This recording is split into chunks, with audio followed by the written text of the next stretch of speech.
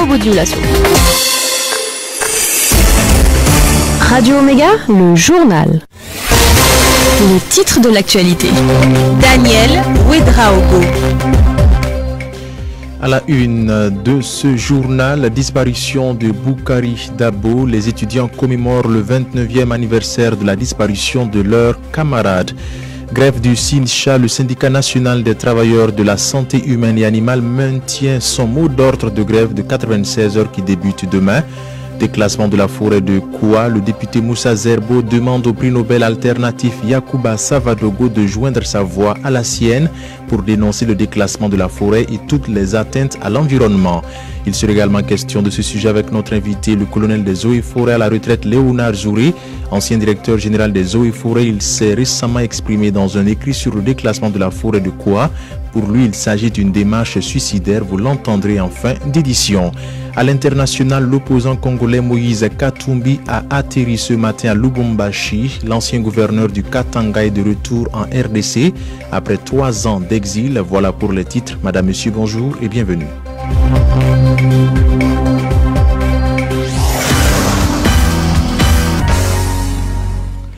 Les étudiants de l'université Joseph Kizerbo commémorent aujourd'hui les 29 ans de la disparition de leur camarade Boukari Dabo. Ce dernier a trouvé la mort le 19 mai 1990 alors qu'il était en 7e année de médecine. 29 ans après, il réclame toujours la lumière sur cette affaire. Ismaël Traoré est le responsable de l'Union générale des étudiants du Burkina. Écoutez. Depuis 29 ans, le peuple burkinabé en général et la jeunesse estudiantine de façon particulière mènent un combat inlassable pour exiger la vérité et la justice pour Dabo Boukari. Dabo Boukari est mort sous la torture au tristement célèbre Conseil de l'Entente alors qu'il ne réclamait avec d'autres étudiants que de meilleures conditions de vie et d'études et des libertés démocratiques sur les campus. Ce sont des Burkinabés qui ont contribué à endeuiller la famille Dabo et l'ensemble de la jeunesse estudiantine. C'est un secret de polichinelle que de dire que l'impunité a la peau dure au Burkina Faso. C'est pourquoi, 29 ans après, le dossier Dabo Boukari, à l'instar des autres dossiers emblématiques, comme c'est le cas de Norbert Zongo, Thomas Sankara et autres, aiment à voir le bout du tunnel. Ainsi, après l'indication de la tombe du camarade Dabo et l'inculpation du général Gilbert Diendéré, Bamba Mamadou en 2007 et d'un soldat en cavale, nous assistons à un silence assourdissant de la part de la justice. Mais loin de nous décourager, nous poursuivrons la lutte pour la vérité et la justice pour Dabo et que plus jamais aucun étudiant ne perde la vie en luttant pour de meilleures conditions de vie et d'études. Le SYNCHA maintient son mot d'ordre de grève du 21 au 25 mai, suivi du boycott des permanences et des gardes du 25 mai au 3 juin. Le syndicat national des travailleurs de la santé humaine et animale justifie cette énième grève par, selon lui, le mépris du gouvernement vis-à-vis de la mise en application du protocole d'accord signé en 2017. Tout en reconnaissant les conséquences que cet arrêt de travail pourrait causer, le SYNCHA tient pour responsable l'État des éventuels cas de décès. Le secrétaire général du SYNCHA, Yamba Ouedraogo, s'exprime au micro de Samira Guiré.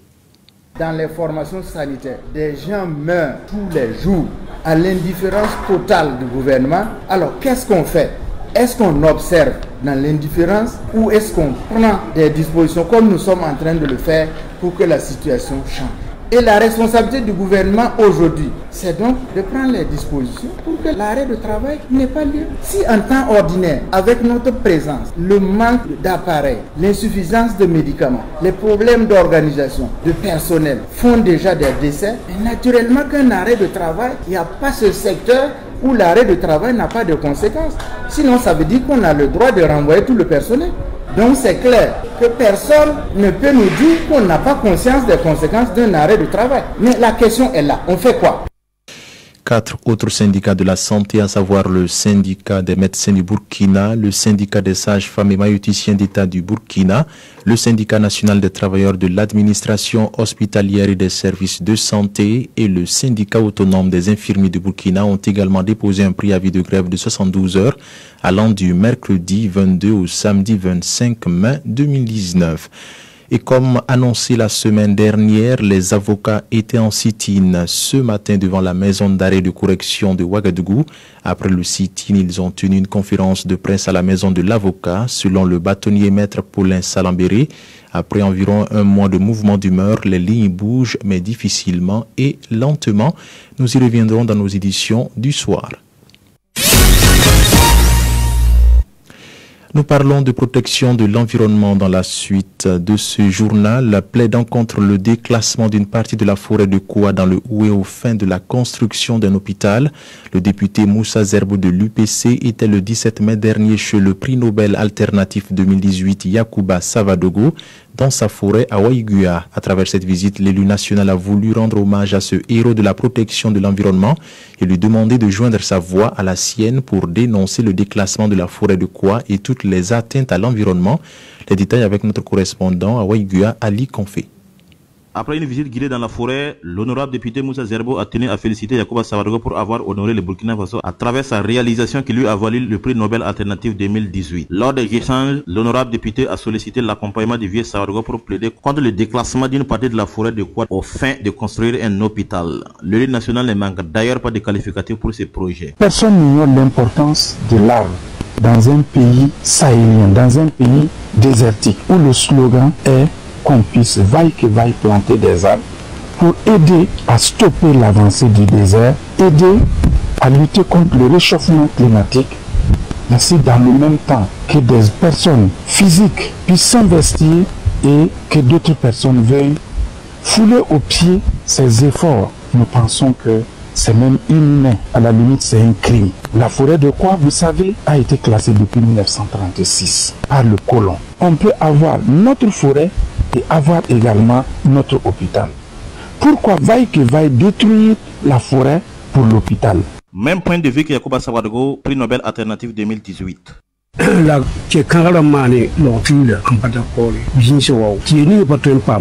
Détruire la forêt pour y construire un hôpital, en tout cas je ne suis pas d'accord. Il y a assez d'espace ailleurs. Il y a certaines plantes qui sont très rares. Si vous les déracinez, jusqu'à la fin des temps, on ne peut plus les retrouver. Et vous voulez les déraciner. Où est-ce que nous allons les retrouver? Donc, je suis de cœur avec les plaidoyers du député. Je suis âgé, j'ai assez vu. Je ne voudrais plus me mêler de ce qui n'est pas bien.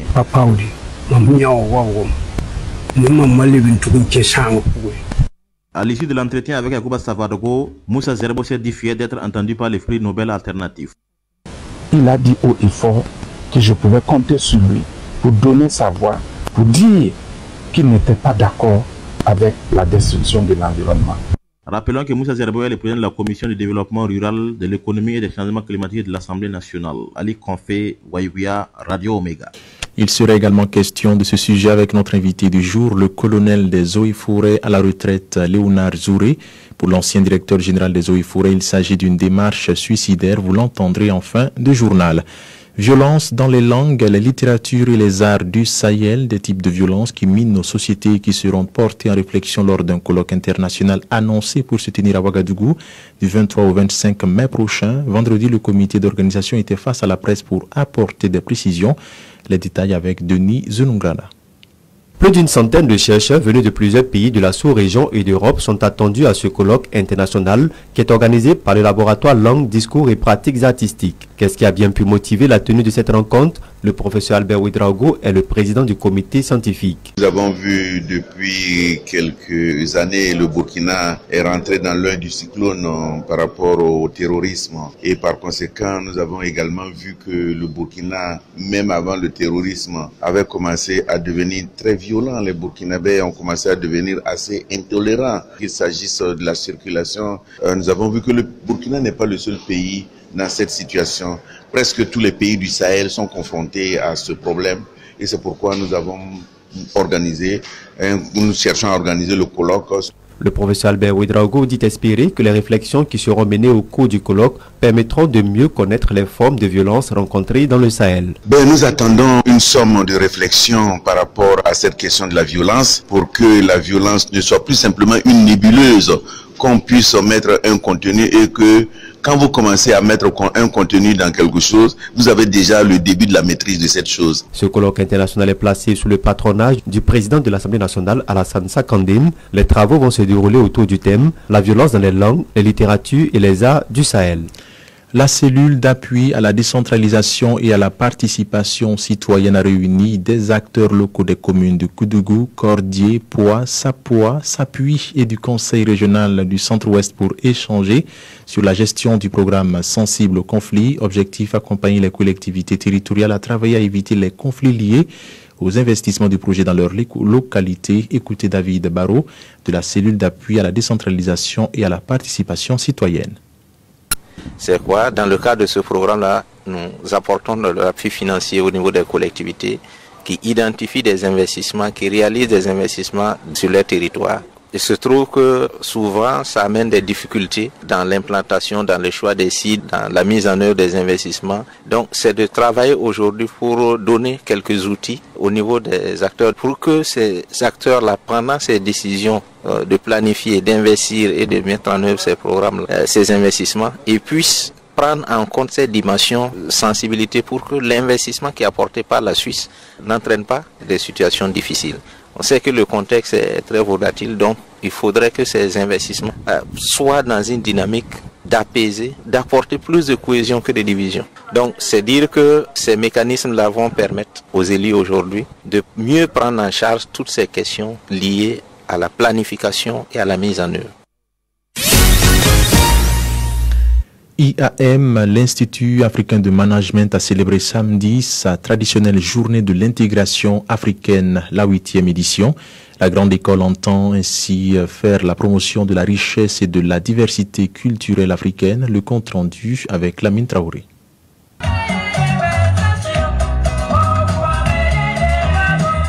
IAM, Institut africain de management.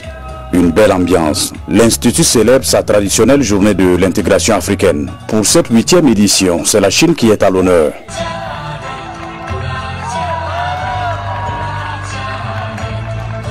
Occasion de montrer les potentialités culturelles de ce pays qui vient de reprendre sa coopération avec le Burkina. Défilé, danse, toutes les 17 nationalités de l'Institut ont montré leur savoir-faire, une véritable richesse et diversité culturelle. À l'issue de la compétition, le Burkina Faso est classé premier en défilé, tandis qu'en danse, c'est la Côte d'Ivoire qui est première. Ange Da, représentante de la communauté ivoirienne à IAM.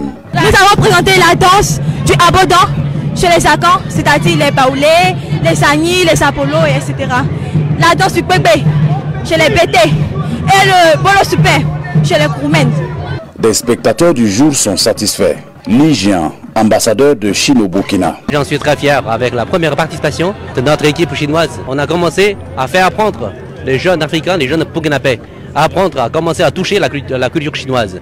Patrice Ngalani, directeur général de CFAO Motors, parrain. Très impressionné de voir de jeunes Africains qui connaissent leur culture. Ahmed Moussa Diallo, président du conseil d'administration de IAM. IAM, c'est l'Afrique en miniature. C'est 17 nationalités qui se côtoient quotidiennement.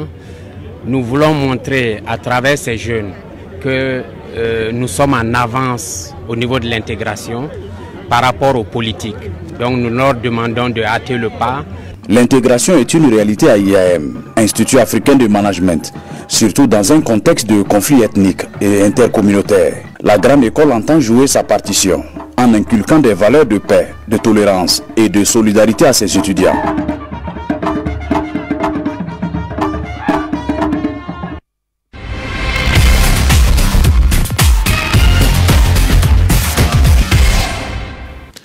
À l'international, l'opposant congolais Moïse Katumbi a atterri ce matin à Lubumbashi. L'ancien gouverneur du Katanga est de retour en RDC après 3 ans d'exil. Moïse Katumbi, patron de la formation Ensemble pour le changement, avait quitté le pays il y a 3 ans en pleine tourmente judiciaire sous la pression de l'ancien régime du président Joseph Kabila. Monsieur Katumbi, qui vivait en Belgique, avait tenté en vain de revenir en août dernier pour présenter sa candidature à l'élection présidentielle, officiellement remportée par un autre opposant, Félix Tshisekedi, investi le 24 janvier dernier. Son retour est perçu comme un signe de détente politique après l'annulation de sa condamnation à 3 ans de prison dans une affaire de sport spoliation immobilière qu'il a toujours contestée. Omega Sport. Bernabé Cabré nous fait le point de l'actualité sportive. Le championnat de première division s'est achevé samedi avec le sacre de Raïmo FC. Au bas du tableau, l'étoile filante de Ouagadougou était à 2 doigts de se retrouver en deuxième division. Mais face à l'Asfa Yenenga au stade provincial de Zignaré, les stylistes se sont tirés d'affaire en remportant le gain du match sur le score d'1-0. Au coup de sifflet final, l'entraîneur des Bleus et Blancs, Noël Teyan, a poussé un ouf de soulagement. On l'écoute au micro d'Ibrahim Baïli. Vous avez vu un peu la rencontre, comment ça s'est déroulé. Je pense qu'on a fait du jeu, je pense on a eu des occasions de but, mais comme toujours, c'est ce qui explique aujourd'hui notre place par là. Donc si bien que le seul petit but qui est venu, qui nous a soulagé, qui nous fait revivre encore. Et comme je disais tantôt, le football c'est les émotions, on a passé par plusieurs étapes. Jusqu'à la dernière journée, un ouf de soulagement, et je pense que c'est bon à prendre. Les étoilés vont maintenant se préparer pour mieux affronter les échéances de la saison prochaine. La finale de la Coupe du Faso Dames mettra aux prises l'USFA à la AS Tigres. Les demi-finales disputées hier après-midi ont vu la AS Tigres battre les Lions du Houé 1-0 et l'USFA se défaire des Princesses du Kadiogo au tir au but 4-3 après un score nul de 2 buts partout au coup de sifflet final. Déjà champion d'Espagne, le FC Barcelone a concédé le match nul contre Eibar 2 buts partout lors de la dernière journée de Liga avec un doublé de Lionel Messi. Un score de parité qui permet au club catalan de terminer ce championnat avec 11 points d'avance sur son dauphin, l'Atlético Madrid. Et pour la 6e fois de sa carrière, Lionel Messi termine meilleur buteur de Liga. Auteur de 36 réalisations en 34 matchs, l'attaquant du FC Barcelone défend son partenaire Luis Suarez et le Madrilène Karim Benzema qui ont trouvé le chemin des filets à 21 reprises. À noter que pour cette dernière journée, le Real a perdu 0-2 à domicile face au Betis Séville. L'invité du jour. L'invité du jour. Notre invité est le colonel des Eaux et Forêts à la retraite, Léonard Zouré, ancien directeur général des Eaux et Forêts. Il s'est récemment exprimé dans un écrit sur le déclassement de la forêt de Kwa. Pour lui, il s'agit d'une démarche suicidaire. Il dit également vouloir interpeller l'autorité sur la procédure en la matière, une procédure qui, selon lui, a été biaisée. Le colonel Léonard Zouré est interrogé par Abdul Fattah Tiem Touré. Colonel Léonard Zouré, bonjour. Bonjour. Dans une tribune publiée chez nos confrères de Burkina 24, vous vous insurgez contre le projet de déclassement de la forêt de Kwa au profit de la construction d'un hôpital de référence. Qu'est-ce qui a motivé cette démarche? Vous savez, dans une république, le président ne peut pas tout le temps, chaque matin, se lever, lire les lois, les textes pour voir l'acte qu'il pose. Est-ce qu'il y a problème? Non.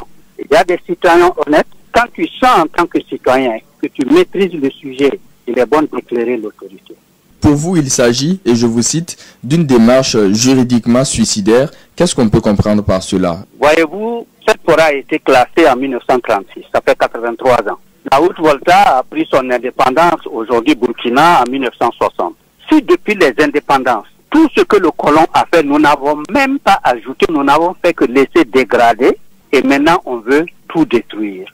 Donc c'est suicidaire. Regardez un peu la position que prenait le colon. Il y avait les deux grandes villes, il y avait Ouagadougou et Bobo-Dioulasso. Quand le colon édictait le décret de 1935, dans les explications pour classer les forêts, il fallait commencer d'abord par entourer les grandes villes contre les méfaits des vents violents, ainsi de suite. 2, il fallait préparer tout ce qu'il fallait pour les générations futures. Imaginez en 1935, le colon parlait déjà de générations futures. Et quand vous regardez la position de la forêt de Kwa, elle se situe à l'est de Bobo-Dioulasso, contiguë avec la forêt de Kounima, qui bloque comme un brisement, un rempart total, tout le côté est. Au côté ouest, il y a la forêt de Dinderesso, conjuguée avec la Guinguette, qui bloque tout le côté ouest. Et le côté sud, vous allez voir, à partir de Matruku, Farakoba, Cisalia, alors on a créé des stations de recherche, donc avec une protection absolue de la végétation. C'était intelligent. C'est ce qu'on appelle prévoir. Mais si le colon prévoit, le colon est parti aujourd'hui depuis 1960. Nous n'avons rien fait pour ajouter. N'est-ce pas suicidaire de détruire le peu qui reste? En tant qu'ancien responsable des eaux et forêts, quelle est votre plus grande crainte à propos justement de ce déclassement? Non, ne parlons même pas de déclassement, écoutez. Parce que les gens jouent avec les termes. La loi n'autorise même pas le chef de l'État à aller déclasser une forêt. N'en parlons pas d'un maire et son conseil. Non, il faut qu'on soit sérieux. Le déclassement, ça se fait au niveau de l'Assemblée nationale. Et il y a des procédures à suivre. Donc, moi qui ai été responsable de tout ça, et quand à mes derniers jours je me rends compte que c'est un conseil municipal, avec à sa tête un maire, qui tout autour de la ville ne voit pas toute la désertification qui s'installe, décide alors de dire à l'autorité, on peut déclasser la forêt de quoi pour mettre un hôpital.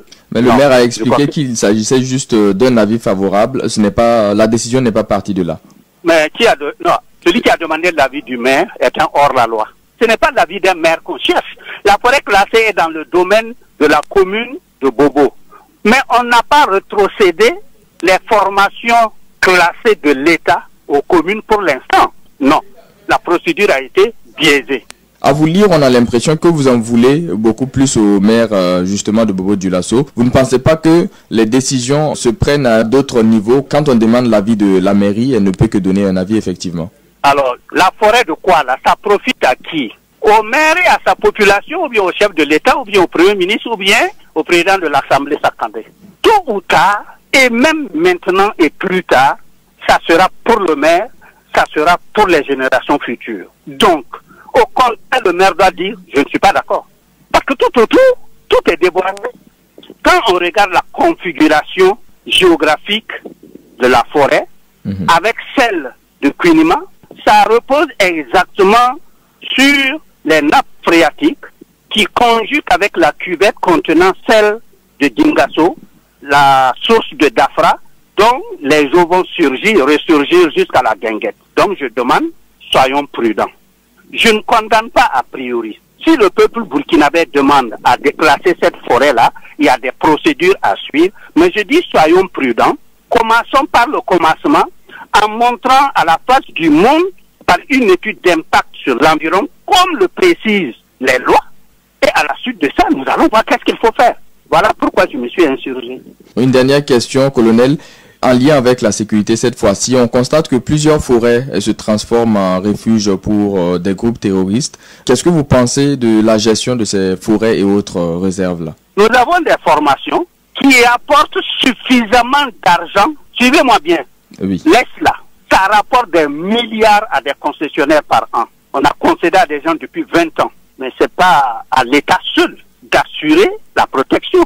Mieux, l'État a mis en place un office des aires protégées. Donc si tous les mécanismes ne sont pas faits pour surveiller nos forêts, la brèche est là, les terroristes vont y rentrer. La preuve est quand les premiers terroristes sont venus, ils n'ont trouvé personne. Ça, ce n'est pas réellement parce que la forêt est classée que c'est comme ça. C'est parce qu'elle n'est pas surveillée, c'est parce qu'elle n'est pas bien gérée. Et ça relève de l'État. Sinon, ça a été rétrocédé sous forme de mission au ministère de l'Environnement qui est chargé des eaux et forêts. Colonel Léonard Zouré, merci. Je vous en prie. Le colonel à la retraite et ancien directeur général des eaux et forêts Léonard Zouré répondait aux questions de Abdul Fattah Vatiem Touré sur le déclassement de la forêt de Koua. Et c'est ici que prend fin cette édition mise en onde par Fidèle Compaoré. Merci de l'avoir suivi. Radio Omega, l'info en direct.